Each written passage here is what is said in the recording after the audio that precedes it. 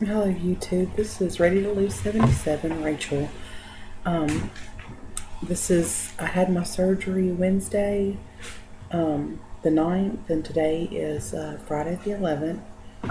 Um, my highest weight was 337 pounds. The day of my seminar I was 311, but I'm going to do my doctor's scale and my home scale because I know that y'all stop, that it's eventually going to get to where I'm go to the doctor's less and less. So the seminar I was 311 at my doctor's scale. At home I was 307, and that was on April 17th. The day of surgery I was 300 pounds. On my home scale I was 296. There's basically a 4 pound difference. And that was on May the 9th, 2012. That was when I went in and had my surgery. Today, which is May the 11th, I am 290 at home, which means I would be 294 if I went to my doctor's office, which is 6 pounds since Wednesday and 17 pounds total since my seminar. Y'all have to excuse the way I look. I haven't worn makeup in 3 days, and I'm not even trying to look cute right this second. I feel a lot better. I haven't worried about putting on makeup and all that stuff. One of the things that shocked me about when I went into surgery was that I never really got overwhelmed. I thought for sure I was going to have like a moment of freaking out or whatever, but I never did.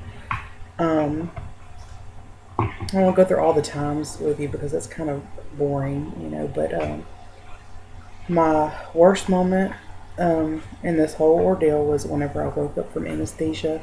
I was real nauseous, and I thought it was hard for me to breathe, but my oxygen level was 100%. So um, it was. I think it was just more the anxiety and the nervousness from waking up, and um, you don't feel right. It's just, and I've never been under anesthesia like that before. So the staff at the hospital, they were great. My nurses, all the way down to my anesthesiologist, even as they were rolling me from the pre-op prep room into where I was going to actually have my surgery, the anesthesiologist actually had me laughing because he was just making jokes, and he just had a really good personality. And the whole time that they were prepping me in the operating room, because there's so many people that come at you. You got a finger and a hand being grabbed from this person, a hand being grabbed for that person. People are strapping your legs down, and he took the time to explain to me, everything that he was doing and what the other people were doing. So he was just a really good calming factor in that whole thing. Whenever he started to put me under anesthesia, the first time he told me he was going to give me a medicine that would make me a little bit, I guess, groggy or whatever, and then he told me, okay, well, we're fixing to get ready to start putting you to sleep. And it was kind of hard for me to, or I felt like it was hard for me to breathe, but he said it was okay and my oxygen level was great. And then by the time he had said that, I was gone. My doctor told me that my surgery went really well. My heart rate did get up, but I guess they weren't too concerned about it. They took a biopsy of my liver, which I've been told is pretty common as well. And he actually tended to, it was really, really odd to me. I go for my yearly physicals at the gynecologist, but he found, and it's gross, but he found 2 pockets that he said they were really, really small that had pus on them on my ovaries, and he went ahead and I guess removed them and cleaned it up and everything. And there's nothing he was concerned about. It's just something he took care of. But I've never even heard of it. I don't even know what that is. But I'm glad he was thorough enough to do all that. He fixed the hiatal hernia. And me and my mom went home. My mom was at the hospital with me all day. We went home that afternoon. And I mean, it was, I guess as far as surgeries go, it was pretty good.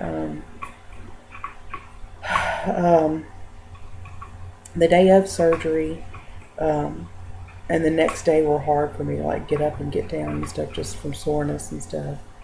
It's kind of almost like pulling feeling, and you're kind of scared to make the wrong moves. You think you're going to mess something up. So, but it does. It was very sore.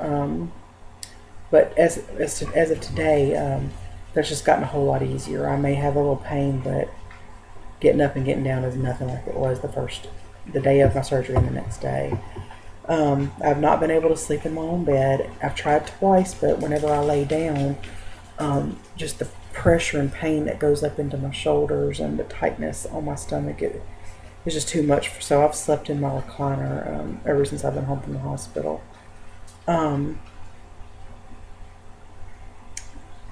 Let's see, and then last night, that the whole too much information thing.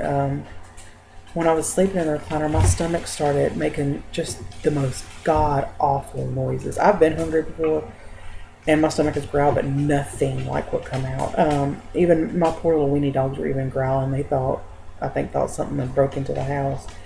It was just horrible. And then, to put it nicely, I started releasing the pressure, in that night and throughout today, and that's been really helpful. I'm still stomach rolling and the gas issues, but I think all in all, with this being the third day and having gone in for surgery, I'm doing really, really good.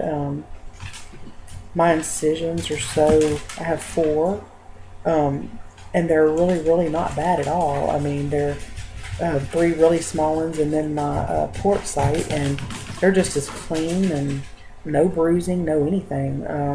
I have this thing, which is a 5th place. It's called an on-cue pump. It runs from with this little tube that actually goes in. I've got it going through my nightgown, and it goes into a little bitty hole, which wouldn't even probably leave a scar, and runs into my stomach and down towards where the port site is. And it releases numbing medication over a period of 5 days. And so I've had no port site pain. It's just that area is completely numb. On the 5th day, I'm supposed to just pull it out, and discard it. But I've only heard of one other person on here that actually had that, and I think it's a lifesaver because everybody says how bad the port site hurts me. As of yet, I have had no pain in that area. One of the things I have to talk about is, the way that doctors do their diets are so different. I'm supposed to be doing a clear liquid, which consists of sugar-free Jell-O, sugar-free popsicles, and broth. Nothing else, other than my drinks. No protein shakes, no almond milk, anything like that. Anything I would, consume, get protein out of, and but today, today's my 3rd day, and I couldn't take one more drink of that. I was basically doing popsicles and the Jell-O because the broth was so disgusting. And we tried draining chicken noodles, buying broths and mixing it up. I mean, we tried all different types, and it was just, I'd gag at it was just gross. So I probably did what was considered a no-no. We took this 80 calorie per serving instant mashed potatoes, mixed it up, and then I diluted it real, real well to where it was super, super thin, and put it in a 1/2 cup measuring cup. And I ate maybe a quarter of that. I didn't even get close to half of it, half of the 1/2 cup. And then this evening I ate the other 1/2 cup, which meant in total I had a 1/2 cup of instant mashed potatoes. And all in all, I'm barely consuming 300 calories, in a day.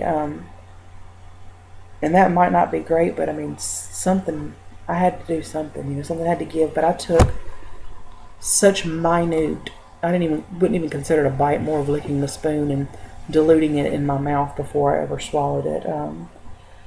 But it helped out a whole lot. Let me move on. Let's see.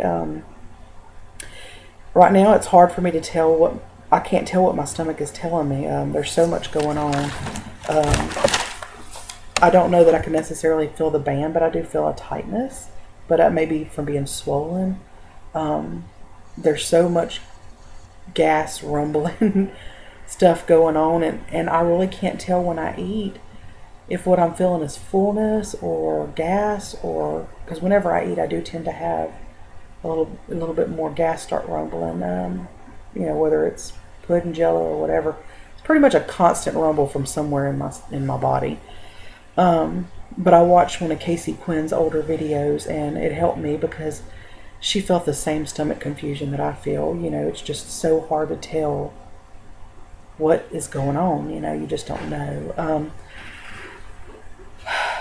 Let's see. I've told you about the OnQ pump. I don't have a whole lot. I mean, that's really, really going on. I just, I think what I was most expecting, I think it just really, it's not like a walk in the park. You're not going to skip a loo, but at the same time, it's not near what I expected it, for surgery and everything. It's, all in all, I'll say it's good. It's a process. I'm curious to see what every day is so different.